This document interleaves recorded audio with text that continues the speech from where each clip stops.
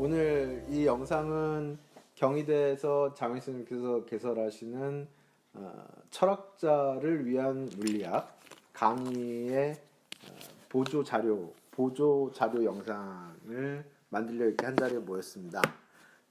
코로나19 때문에 이제 개강이 늦어지고 공부가 늦어지고 있기 때문에 1주차, 2주차가 너무 늘어져서 곤란하게 있어서 영상으로라도 이제 공부에 도움이 될 만한 자료가 되게끔 또는 이제 책을 읽어 나가는데 조금 더 흥미가 생길 만한 그런 보조 자료가 될까 하는 이제 그런 마음으로 이 자료를 만들게 되었고요. 저는 이제 장휘 선생님과 오래 공부를 같이 해온 최우석이라고 하고 이쪽은 네, 역시 저는 황승미라고 합니다. 네. 오늘 이제 아마 강의를 들으시는 분들은 처음 뵙겠지만 장웨이 선생님을 모시고 철학자를 위한 물리학 강의는 어떤 강좌인지 이런 이제 소개 말씀이나 배경 말씀도 듣고 조금 더 뒤 시간에는 이제 이 1장과 2장의 얘기 뭐 이런 얘기들을 좀 나눠보도록 하겠습니다. 아울러서 장웨이 선생님과 요 책 자연철학 강의를 같이 공부하는 몇몇 사람들의 모임이 있습니다. 자연철학 세미나라고 저희가 하는데 이 자연철학 세미나 분들도 함께 이제 코로나19 때문에 한동안 못 모이고 있는데 온라인을 통해서라도 선생님 얼굴 뵙고 이 책과 관련된 이야기 좀 나누고 이런 취지로 동영상을 찍게 됐고요.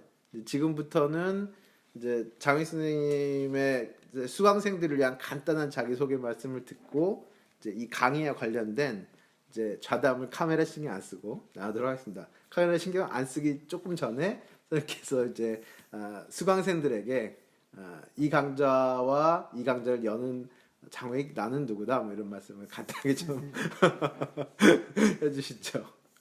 네, 사실 대면해서 강의를 해야 되는데 뭐 다 알다시피 이제 이런 그 사정이 생겨서 이렇게 그 영상으로밖에 얘기를 할 수가 없게 된 사정을 안타깝게 여깁니다.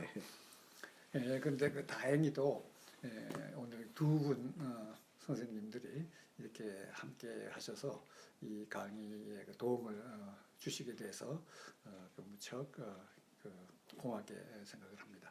지금 자기 소개를 간단히 하셨지만 조금 더 부연해서 소개를 드리면 이 최우석 선생은 이 환경교육학 박사 학위를 가지고 계시고 특히 우리나라에서는 아주 희귀한 존재로 파시브 하우스 뭐 등등의 아주 특별한 기술을 지금 연마해 가지고 계신 분이고요. 또 황승미 박사님 역시 환경교육학 박사님이시고 여러 가지 다양한 그 재능을 가지고 계십니다. 우리 이 책도 있지만 여기에 그 15도 그림을 직접 우리 황승미 박사님이 그려주셨고 그리고 또 오늘도 많은 도움을 주실 걸로 기대를 합니다. 강의는 직접 못하지만 오히려 이렇게 해서 두 분 선생님들과 대화를 나누는 가운데 좀 더 이 강의의 그 재미를 함께 느낄 수 있는 그런 기회가 되지 않을까. 그리고 아마 대단히 그 유익한 결과가 오지 않을까 이런 생각을 합니다. 네, 이상 말씀드립니다. 네. 그 강의를 처음 들어오고 선생님을 처음 뵙는 이제 학생들을 위해서 선생님께서는 어떤 공부를 해오시고 이 강좌 뭐 저희가 좀 말씀 나누겠지만 일단 앞에 짤막하게 이 강좌와 강의를 하는 교수 나는 누구다 이런 말씀. 그 지금 새삼스럽게 하기는 못하고 물론 이제 저는 이 물리학을 공부한 사람이요 기본적으로. 그리고 이제 철학에 관심을 가지고 있었고 경력으로 말하면은 서울대학교 물리학 교수로 한 30여 년 강의를 했고 정년 퇴임을 한 후에 지금은 경희대학교의 이제 초빙 교수 공식적으로는 뭐 ES 그 교수라고 하는데요. 뭐 초빙 교수로 지금 몇 년째 함께 일을 하고 있습니다.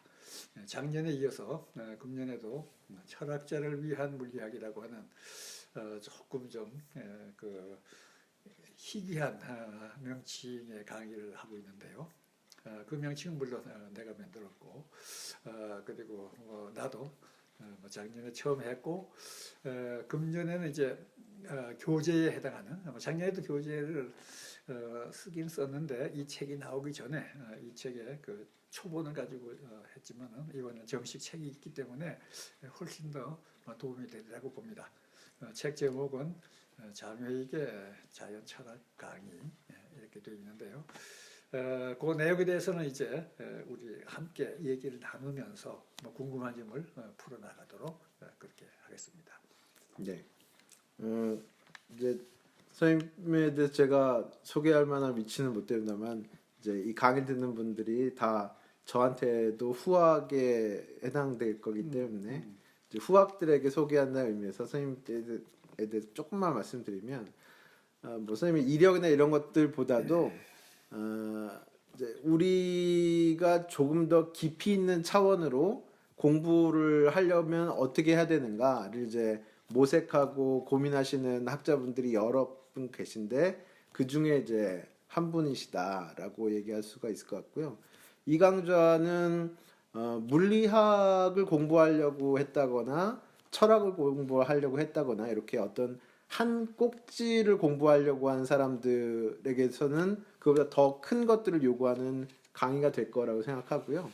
물리학, 뭐 철학 이런 것들에 얽매이지 않고 조금 더 근본적인 대로 이제 지적 세계를 펼쳐나가고 조금 더 자기 삶의 근간이 될 만한 지혜를 찾고자 하는 이런 사람들에게 조금 어려울 수도 있지만 어떤 굉장히 중요한 발판이 될 만한 그런 강좌를 열어주시는 그런 선생님이다. 저는 좀 이렇게 추상적으로 소개를 드리고 싶은데 아마 이 강좌를 쭉 같이 해나가게 되면 제가 드릴 말씀이 어떤 말씀인지 이해하실 수 있을 거라고 생각합니다.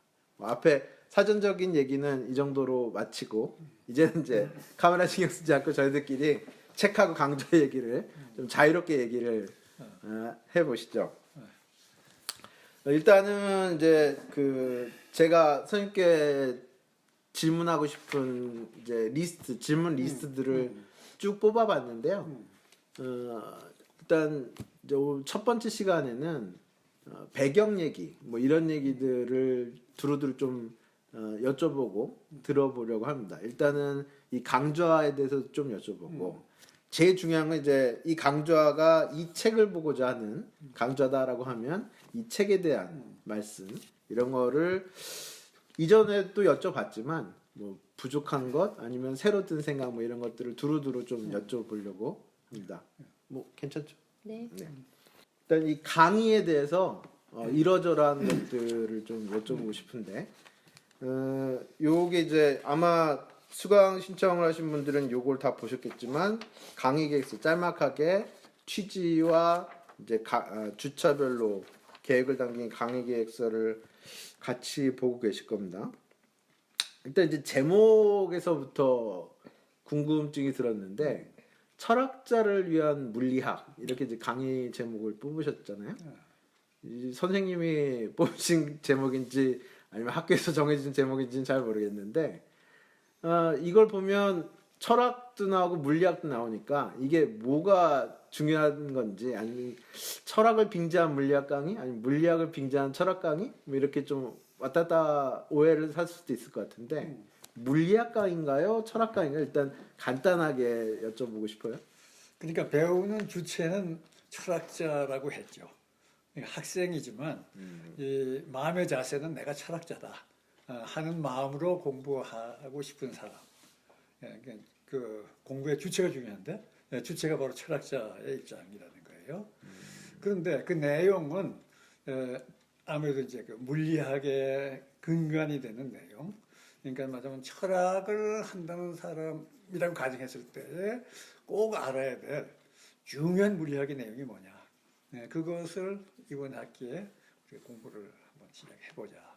시작해보자는 말을 내가 썼는데 이번 학기에 공부를 마치자는 뜻이 아니고 이거 한 학기에 마칠 게 아니죠. 그래서 시작이라도 제대로 하고 네. 이번 학기 시작이 되면 앞으로 혼자서도 그걸 더 공부를 진척시켜서 언젠가는 만족스러운 단계까지 갈 수 있는 바탕을 마련하는 것. 이 정도가 목적이 아닌가. 근데 이제 지금 학생 대학교 지금 뭐 1학년부터 4학년까지 있겠지만은 그 학생이 내가 어떻게 감히 철학자라고 할 수 있느냐 하는 생각을 할 수가 있겠죠. 그렇죠. 예. 근데 그래서 철학자의 본 뜻이 뭐냐? 네. 자, 그거 우리 뭐가 철학자야? 아, 그것부터 먼저 한번 얘기해. 저한테 또 공격을 이렇게 질문을 주시는군요. 철학자. 그러니까 이렇게 그러면 내가 조금 더 네네. 묻지. 지금 박사 학위를 가졌잖아. 근데 그 박사 영어로 뭐라고 불러요? 그 PhD라고 하죠. 그 Ph가 무슨 뜻이에요? PhD가 뭐였지? 닥터 필로소피였나요? 필로소피. 예. 이 사람이 철학 박사야. 그렇죠. 철학 박사. 근데 철학 이게 뭐 철학자가 뭔지 모르면 큰일 나는 거 아니에요? 그렇죠. 그 얘기해보라고. 예. 맞습니다. 예. 그 박사는 다 철학 박사인데 저는 그 혼자서는 그러니까 박사학위의 의미를 학문 박사다 이런 식으로 저는 생각을 했었거든요. 그러니까 공부하는 사람인데 공부를 뭐랄까 좀 진중하게 할 만한 나름의 자격을 갖췄다라는 거에 대해서 이제 여러 사람들한테 인정받았다. 뭐 그 정도의 의미라고 생각했거든요. 그렇게 보면 철학은 진지하게 공부하기, 뭐 진지하게 생각하기 이 정도. 그렇죠. 이제 그게 첫째고 그만큼 폭넓게 이해를 한 거다. 이제 이런 면을 또 가지고 있어요. 그래서 박사는 무슨 박사든 간에 일단 PhD라고 하는 거를 이제 우리가 쓰고 있는데 사실은 PhD 값을 하고 있는지 내가 그 잘 모르겠어. 어쨌든 간에 그렇게 해서 붙인 거예요. 그러니까 이 철학이 뭐냐? 그 알을 진지하게 추구하는 것. 그러니까 원래 서구에서 그 필로소피라는 말은 알을 사랑한다는 뭐 그렇죠. 히라고에서 나왔죠. 네. 그래서 그 뜻이 제일 중요하죠. 그러니까 진지하게 정말 사랑해서 알을 추구하는데, 근데 그냥 표피적인 알이 아니고 가장 심층적인 아주 깊이 있는 본질적인 것을 폭넓게 알고 싶다. 그래서 그걸 알아나가려고 애쓰는 사람. 이 사람은 PhD가 있든 없든 간에 일단 철학자로 보는 거죠. 그러니까 지금 대학교 1학년, 2학년 와서 앉았어도 그런 마음의 자세를 가지고 공부하고 싶은, 공부하고 있는 사람은 철학자다. 그런 사람이 물리학에 대해서 뭐를 알아야 되겠냐. 예. 이제 그렇게 연결을 하면 되지 않을까. 일단 뭐 그 정도로. 네. 알겠습니다. 폭넓게 진지하게 심층적으로 심층적으로. 예, 이렇게 공부하려고 하는 사람들을 위한 물리학. 예.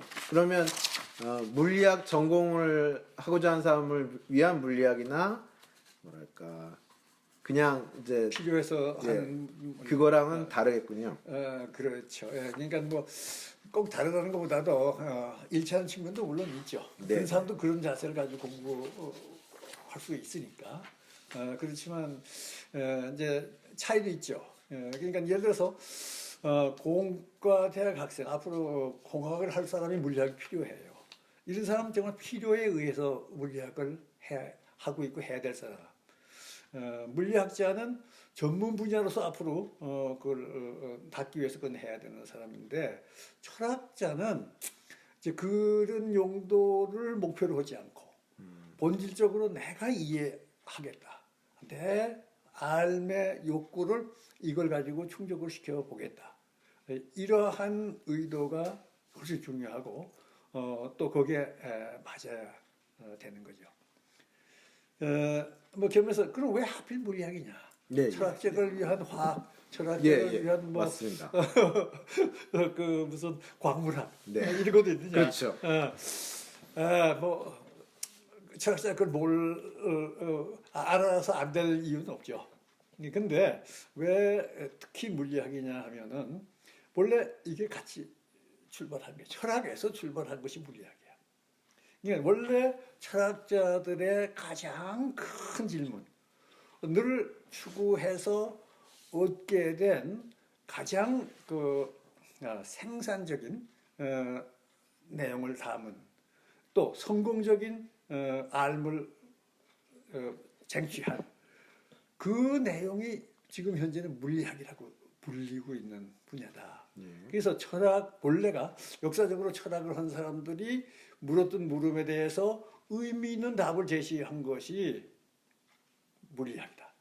이게 물론 지금도 철학자들이 많은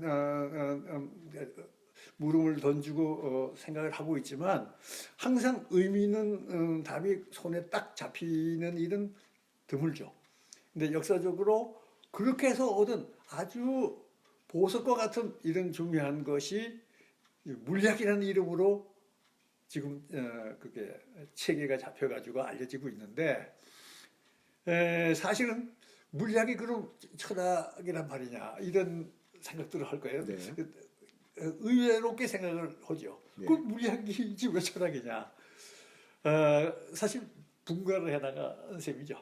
그러니까 본래 물리학자, 초기의 물리학자들은 철학자라고 생각을 하고 했는데 성공을 하고 보니까 그거 자체에서 동적인 이름이 만들어지고 그 이름이 이제 물리학이라고 하는 걸로 원래 그 철학이라는 바탕에서 조금 이 독립해서 나가고 그 아주 분가해서 나간 것처럼 이렇게 보이지만 그러나 그 뿌리는 역시 철학에 있고 그리고 철학자들이 생각을 해서 막 아까 내가 얘기한 본질적으로 그 철학적인 그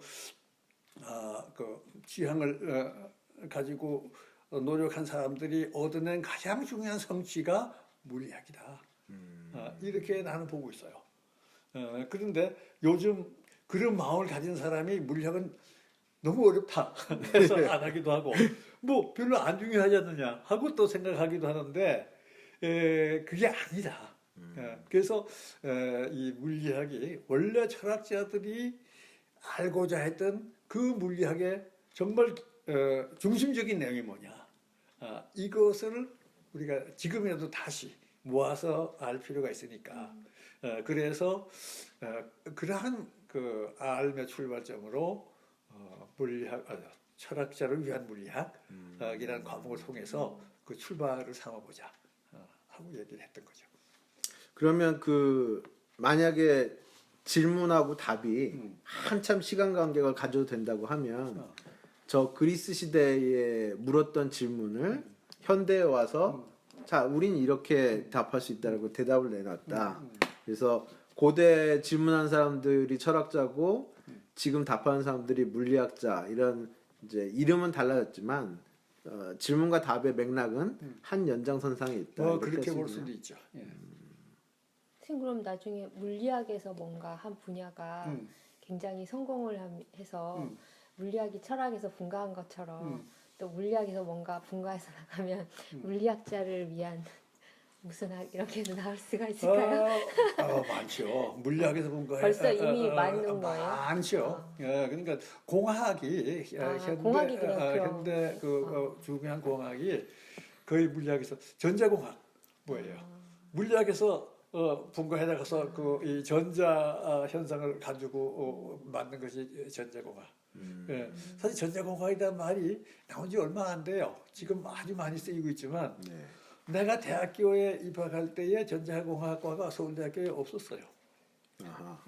그때 없었고 그리고 내가 대학교 가서 2학년 때 처음 배운 과목 중에 하나가 전자공학이야. 이거 왜 내가 물리학과에 들어갔는데 공학이야 갑자기. 근데 그게 물리학을 활용해서 특히 이제 그 물리학 실험을 한다든가 할 때는 이 세팅 장치를 만들어야 되는데 그때 전자공학을 많이 써서 했죠. 그래서 완전히 그 20세기 중반 이후에 물리학에서 분과해 나간 중요한 분야가 그 이제 전자공학.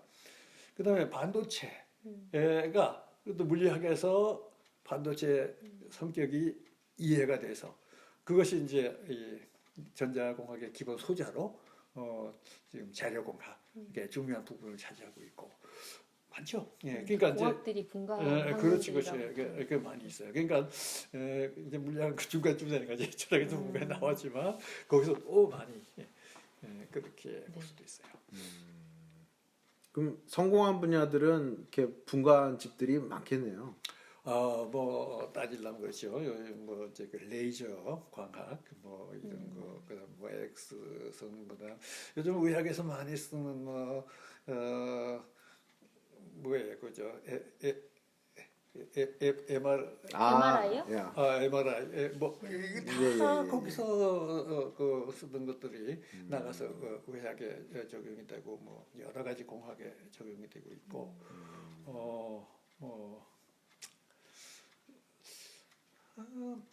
예를 들면 이제 천체 물리학도 네. 우주를 이해하는 초기의 그 천문학 그건 사실 지금 뭐 그렇게 그 남아 있는 것이 아주 기본적인 것만 남아 있고 나머지 요즘 우주에 대해서 우리가 이해하고 있는 거는 거의 물리학을 통해서 우리가 새로 우주를 이해한 것이 이제 그래서 아예 그 물리학 그대로 붙여서 천체 물리학 뭐 이렇게 부르기도 하죠. 그래서 사실은 화학하고 물리학은 예, 예. 굉장히 재미난 관계가 있어요. 물론 출발은 굉장히 달라요. 그렇죠. 화학은 뭐 물질을 가지고 네, 그렇게 하면 물리학은 운동이 어떻게 되느냐 뭐 그래서 쭉 해서 20세기에 오면서 지금 하나가 됐죠. 그러니까 화학에서 지금까지 연구하고 있던 모든 것이 물리학적으로 이해가 돼버린 거야. 그러니까 하나의 학문이 돼버린 거예요. 완전 다른 전통이 시작했는데. 근데 전통만 다르지. 네. 본래 지금 화학에서 알고 있는 중요한 내용은 전부 물리학 이론이 돼버렸다고. 단지 화학과에서는 부인할 것 같은데 화학과에서는 아니라고 해요. 아니지 거기서 인정하지. 아, 예, 그 분자의 현상, 분자의 그 결합, 그러니까 원자들의 결합을 통해서 분자가 이루어지고 변화하는 그거에 대한 물리학이다 이거야. 근데 이제 물리학이 거기다 갖다 붙이면 싫어할 사람도 있긴 있죠. 근데 이제 왜냐하면 학문 전통이 있거든. 그러니까 전통은 본래가 이제 그런 거를 따로 해서 왔는데 이론적으로 물리학 이론으로 그것이 이해가 되어버린 거예요. 그러니까 지금 사실은 그 이론적으로 보면 전혀 그 분리할 필요가 없어요. 그래서 이거는 거기서 분과해 나갔다기보다는 오히려 따로 있던 것을 합쳐져버린 그런 면도 또 있어요. 요즘 생물 쪽도 그렇게 가려고 그러잖아. 생물도 보면은 그렇죠, 예. 물리화학적으로 이해를 해버리니까 네, 네. 생명 현상의 물리학 그게 생물학 아니냐. 뭐 이렇게 얘기해도 되죠. 그러니까 그것이 말하자면 따로따로 학문 입장에서 보면은 그 독립성을 깬 게 아니냐 이렇게 보지만 그만큼 우리 이해가 넓어지고 깊어졌다. 그래서 다 연결됐다. 연결돼서 이해하게 됐다. 이제 그런 의미예요. 그래서 뭐 학문 간의 관계에 대해서 이제 우리는 철학에서 나왔지만 물리학은 그렇지만 또 다른 것도 또 물리학하고 또 이렇게 연관이 돼 있고 그러니까 철학과 물리학과 그리고 다른 많은 학문이 점점 하나의 학문으로 이렇게 연결돼 나가는 그런 추세에 있다고 보면 되죠. 딱 어떤 학문을 현재 지금 시점에 어떻게 부르고 어떻게 나눈다라는데 굳이 이렇게 집착할 필요는 없겠네요. 그렇죠. 계속 바뀌나 봅니다.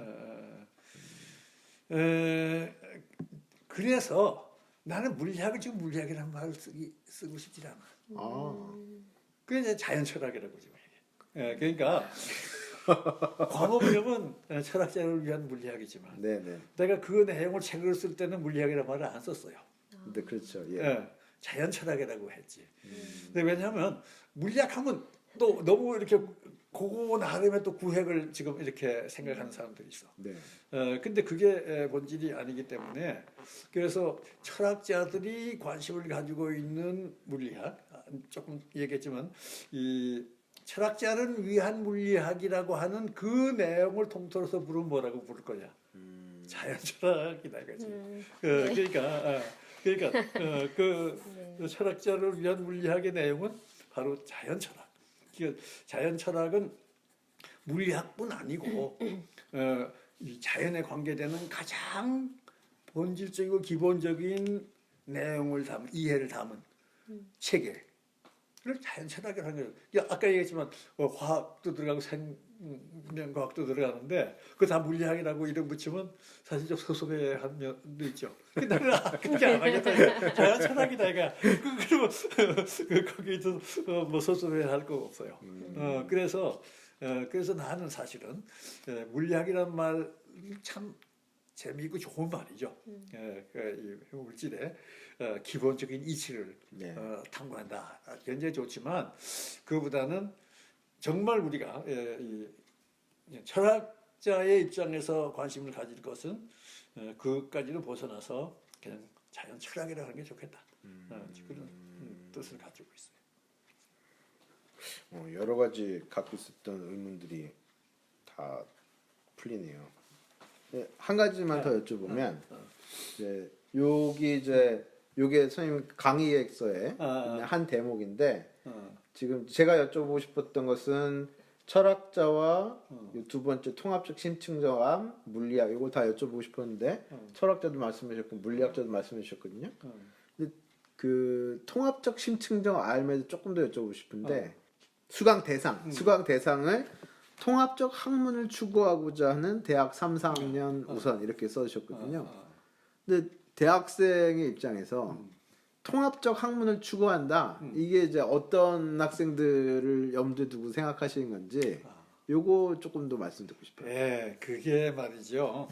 정말 아까 내가 얘기한 그 철학적인 어떤 그 자세를 가지고 있는 사람에게는 대학교 가는 게 굉장히 좀 어정쩡해. 물론 철학과를 갈 수는 있긴 있지. 그렇지만 물리학, 수학, 뭐 화학 이런 식으로 좀 갈려버리잖아. 네. 그리고 사실은 이제 거의 대부분은 점점 더 좁아지는 쪽으로 공부를 해나가게 되거든요. 그렇죠. 근데 철학적인 마인드를 가지고 있는 사람이라면 나 통합적으로 이해하고 싶다 하는 사람들도 있어요. 그런 사람 내가 가야 될 때가 어디냐 하면 철학과가 있긴 있는데 철학과에서 그걸 지고 갈 수 있는 건 아니고 갈 데가 없는 거야. 근데 이제 거기 반론이 있죠.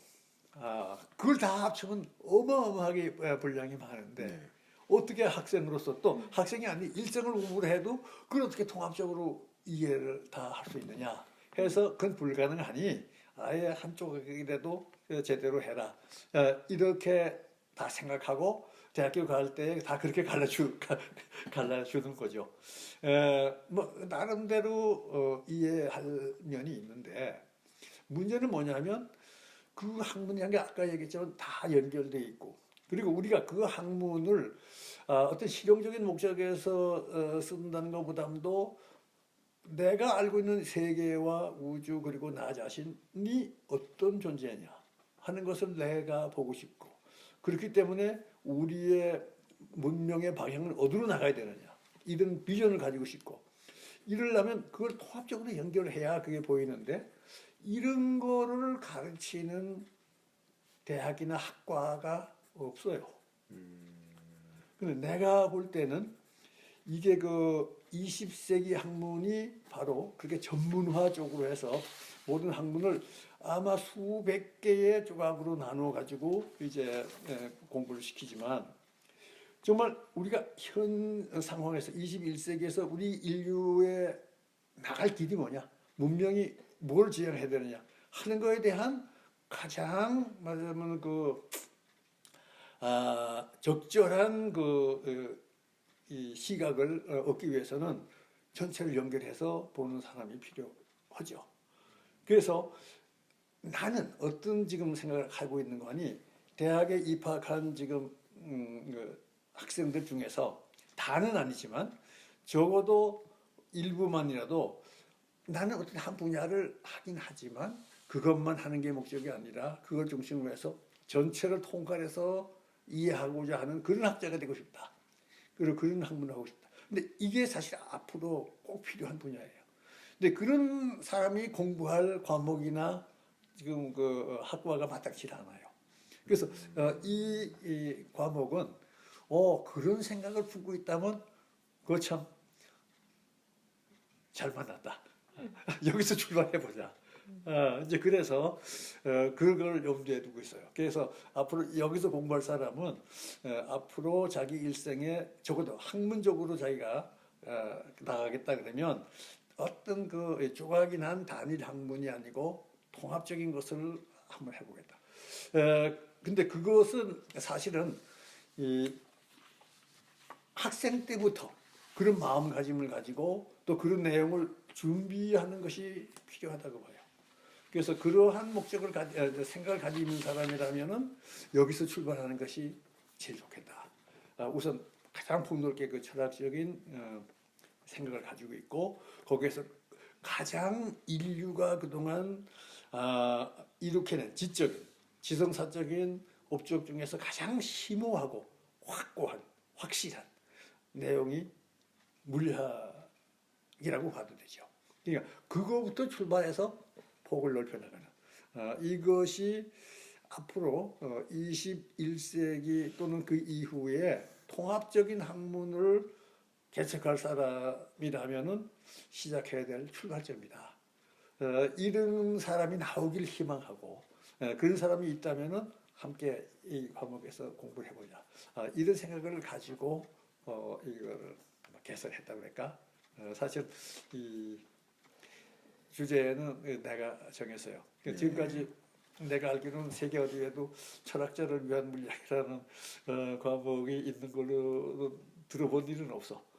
그러나 우리가 한번 시작해보자. 외국 사람들도 그렇게 잘 못해요. 외국 사람들도 전부 다 조각조각. 더구나 그건 다 이 서구 전통에서 지금 왔지. 우리나라 본래 학문의 정신이 아니거든. 그러나 이제 우리 학문의 본래 정신은 통합적인 이해에 있었지. 전통 학문은. 그러니까 우리가 그런 학문의 본고장이다 이거야. 그러니까 우리 본고장에서 그런 학문으로 우리가 다시 연결해내자. 이런 생각을 한다면 이 과목에서 출발해보자. 그런 취지라고.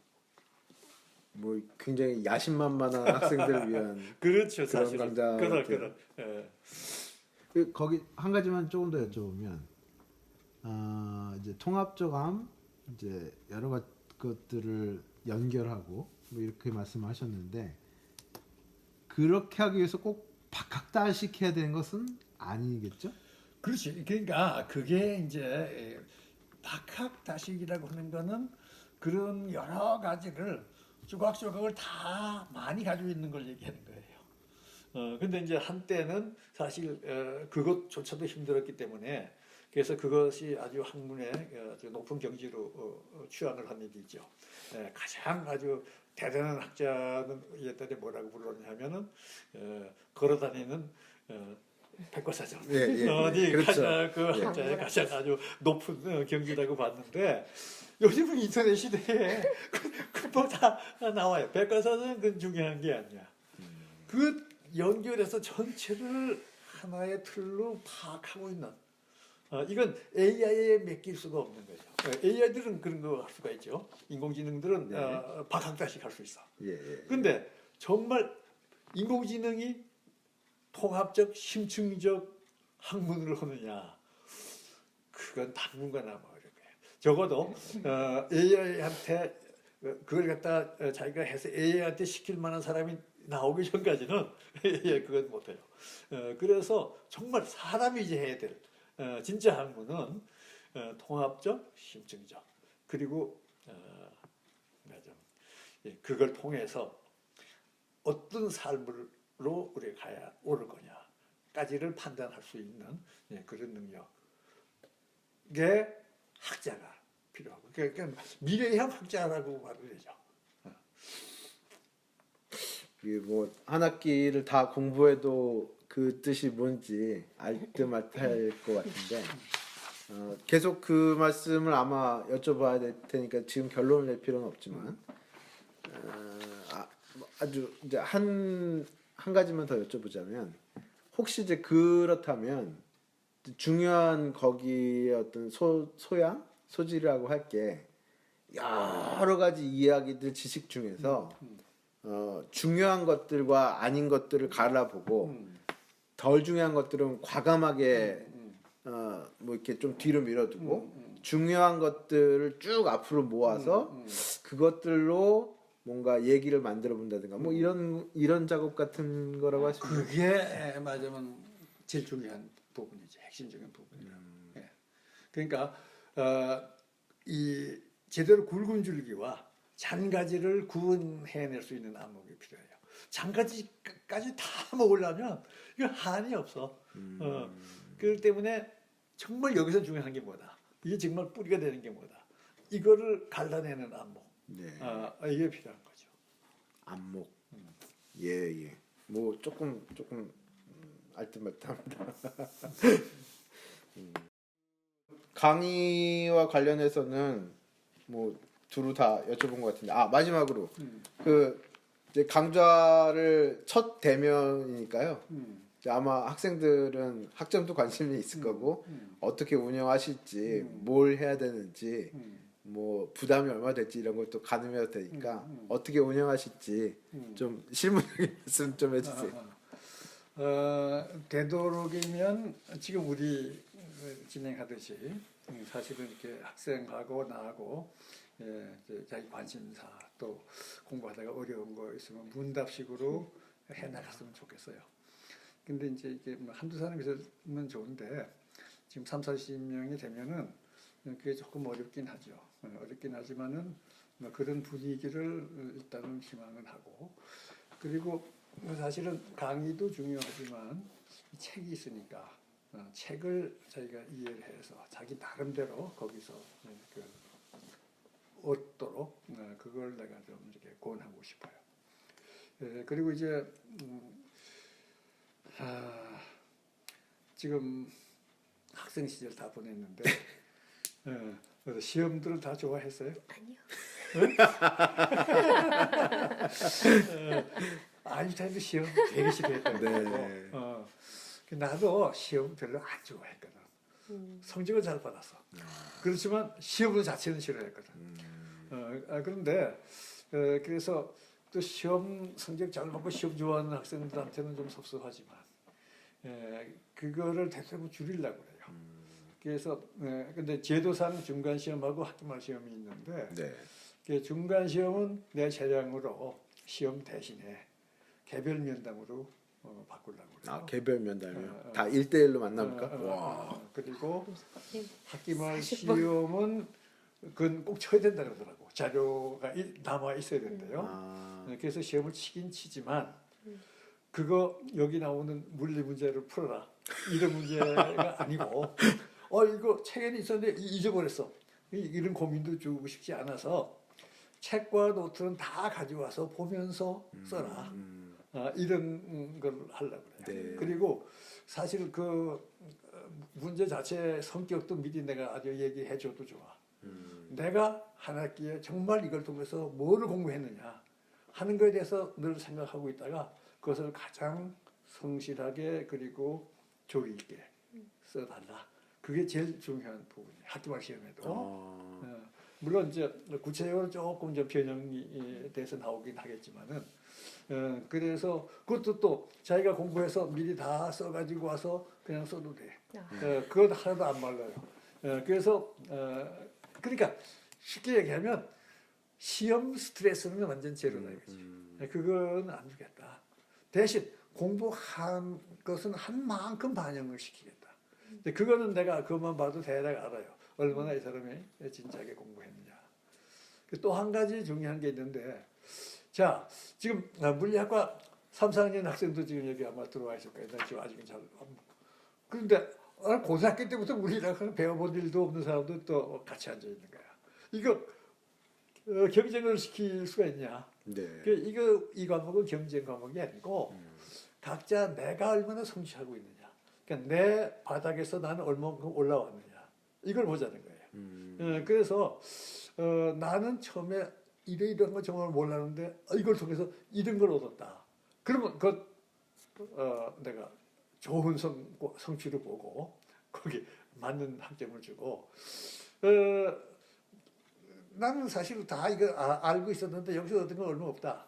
그러면 아무리 객관적으로 그 수준이 높아도 별로 큰 성취를 보지를 않을 거예요. 그래서 자기가 현재 그 상황이 어딘지 그 상관없이 거기서부터 얼마나 올리느냐 그걸 위주로 보려고 그래요. 그래서 이제 면담을 통해서라든가 또 학기말 시험에서도 대충 그것을 가늠할 수가 있죠. 내가 이 공부 시작할 때는 사실 이걸 몰랐다. 그런데 이걸 통해서 이렇게 내가 알게 됐다 하는 것을 표현해주면 그걸 내가 받아들여요. 그래서 경쟁이라는 관념도 사실은 여기서 거의 필요가 없어. 필요가 없는데 한 가지 제약은 있어요. 이건 내가 희망하는 제약은 아닌데 저 대학에서 정시학상 얼마 이상의 뭐 성적을 얼마 이상의 비율이 있죠. 주면 안 된다는 규정이 있더라고요. 상대평가요? 맞으면 약간의 상대평가적인 그 최소한의 그 기준이 있어. 그걸 내가 꺾을 수는 없지. 그래서 뭐 거기에는 맞추겠지만은 그러나 그 이외에는 나는 학생의 그 말하자면 성취에 맞는 실망하지 않을 성적을 주고 공부를 진지하게 했다면 뭐 시험 공부를 위해서 따로 애쓸 필요는 없고 그 시간에 있으면은 진짜 공부를 해라. 그리고 내가 이제 한 가지 그 강조하는 거는 내가 얼마나 공부했다는 걸 나한테 보여야 되니까 또 나한테 보이는 것뿐만 아니고 자기를 위해서 해야 될 게 뭐냐면 공부한 내용을 자기 손으로 정리를 해라 이거죠. 그게 내가 공부해 보니까 굉장히 중요한 도움이 되는. 그래서 뭐 형식은 자기가 맞춰가지고 하면 되는데 이걸 내가 몰랐는데 이걸 내가 새로 알게 됐다. 뭐 수필식으로 써도 좋고 뭐 하여간 거기다가 기본 요지를 잘 정리해서 적어도 좋고 이게 책에 내가 그대로 맡기는 게 아니라 자기가 이해한 대로 노트를 만들어서 그래서 그거를 내가 희망하기는 영구 보관을 해라. 일생 동안.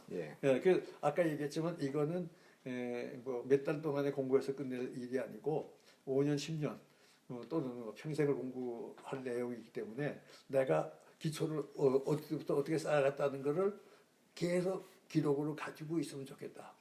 그런 생각이죠. 내가 지금 내 서재에 내가 학생 때 또는 학교 바로 나오고 혼자 공부한 노트들이 지금도 아마 이 정도는 있어요. 그 보관하고 있어.